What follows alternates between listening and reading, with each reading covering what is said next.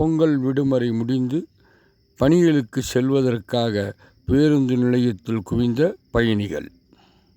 தமிழர் திருநாளாம் தைத்திருநாள் பொங்கல் திருநாள் தொடர் விடுமுறை ஏற்பட்டதினால் சென்னை, கோயமுத்தூர் மற்றும் பல்வேறு மாவட்ட மாநிலங்களிலிருந்து தங்களது இல்லங்களுக்கு சென்று பொங்கல் விழாவினை கொண்டாடினர் பொதுமக்கள்.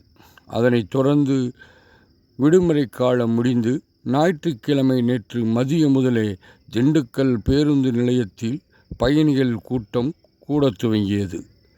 குறிப்பாக சென்னை, செங்கல்பட்டு, கோயமுத்தூர், ஈரோடு, கேரளா, கர்நாடகா உள்ளிட்ட பல்வேறு மாவட்ட மாநிலங்களுக்கு திங்கட்கிழமை காலை பணிக்கு செல்ல வேண்டியிருப்பதனால் திண்டுக்கல் பேருந்து நிலையம் முழுவதுமே பயணிகளின் கூட்டம் அலைமோதியது.